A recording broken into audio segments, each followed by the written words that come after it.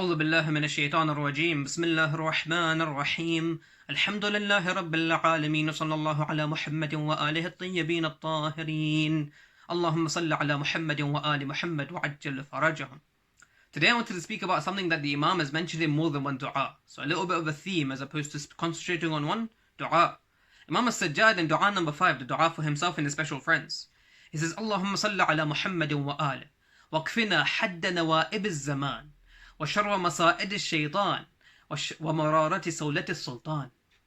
He says, Oh Allah, bless Muhammad and Al Muhammad, and be sufficient for us when it comes to the cutting edge of the changing of times, and the evil of Satan's snares, and the bitterness of the aggression of a sovereign.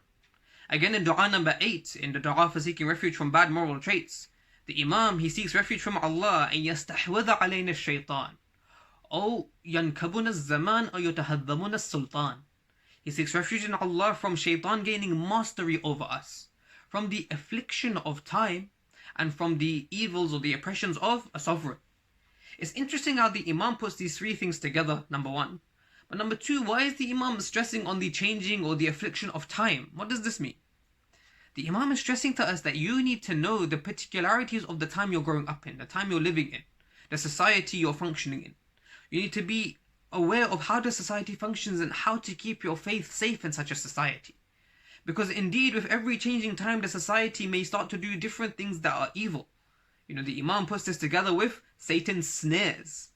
And we need to be careful on how to protect our faith in every time. If you ask your elders, they'll tell you that when they were younger, things were very different.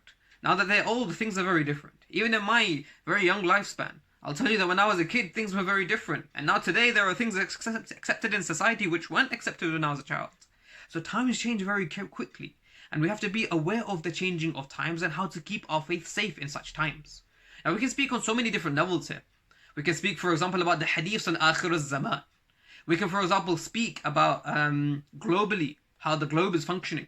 We can speak locally about the elections last week and how, for example, this election will change the landscape for British people at large and British Muslims in particular. Today, I just wanted to give you some principles to think about. Number one, we grow up in what we call a secular society. A society which separates religion from state. While this was a positive thing at the time because the religion was oppressing the society and therefore they weren't making advancements in science and rational thinking. We have to be wary of the pitfalls of such a society. Because in a secular society, the laws are usually democratic. They're according to what the people want. And because it separates religion from states, religion starts to become a part-time thing, not a full-time thing. We get sucked into living in the secular society, our 9-to-5 jobs, our schools, etc. Religion, therefore, is relegated to being part-time. We do it when sometimes we're at home, we do it when we're at a mosque or at a holy place. This is something we all got to be very wary of because Islam is a deen, a way of life. And therefore it is something to be practiced at all times, not just sometimes. Therefore our Islamic dress code, our Islamic modesty has to be there all the time. And this is something in living in a secular society you can start to lose the appreciation of. Such that we even see some people who are religious at mosque, but not religious when they're at work. Or for example, people who take secular school education is very important, but madrasa education is not so important. And therefore we have to remember that Islam is a complete way of life and we have to pay attention equally to our religion as well as to our secular studies. And we have to pay attention to religion all of the time, not just sometimes. Another particularity of our time is that there is an increase in atheism. And in particular atheism going wide, and therefore there's an increase in skepticism and doubts. Now while doubts can be a good thing in the sense that we start to answer questions and understand our religion better, undue doubting, undue debating and doubting too much can also be a negative according to the hadiths of the Ahlul Bayt. And therefore we have to be careful against the doubts being made against the very foundations of our religion. Things like the existence of Allah and the existence of a day of judgment. For surely these two things underpin our purpose in life. And if we start to doubt too much, we can get entangled in these doubts and therefore go away from yaqeen and taqwa of Allah subhanahu wa ta'ala. And therefore this is another thing we have to be very wary of in the times we are growing up in. The third thing that I'd like to mention is the fact that we've grown up in a very consumer society. A society where there is a mass production of goods, and therefore there's a lot of advertisements and a lot of campaigning to get us to get what we want, not just what we need. Buy this, get this cosmetic product because you need to look like this individual. This food is good for you, this dessert is beautiful, enjoy life. Get this beautiful car. And they won't just advertise the car, they'll advertise a model alongside it so that they tickle your fancy and appeal to your desires. We have to be very careful about this. We have to be very careful about growing up in this consumer society and mistaking that which we want for that which we need.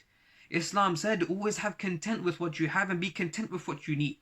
You can have some of your desires, but you must always be in control of your desires. Never let your desires get the control of you. In a society which appeals to your desires and tells you to enjoy your desires en masse, tells you to, hoard and, get a lot of material wealth and material possessions, we have to be careful to not have what the Imam seeks refuge from, which is qillat al-qana'a, not have little contentment, and be content with what we need so that we can look after our hereafter. These are just 3 of the examples I wanted to give you about the age we're growing up in. I could mention so much more. The fact that we're growing up in a technological age, the age of social media, and the particularities that this brings with it. But it is upon us to keep up with the news, to keep up with our society, and keep up with the particularities of our time. Because while vice will always be vice, these vices will come to the fore in different ways in different societies. And this is what the Imam was trying to teach us, that to keep your faith safe in every age, you need to be aware of the time you're growing up in, and seek refuge in particular in Allah from the changing of times. And so make sure you always keep on supplicating. وآخر دعوانا أن الحمد لله رب العالمين وصلى الله على سيدنا ونبينا محمد وعلى أهل بيته الطيبين الطاهرين.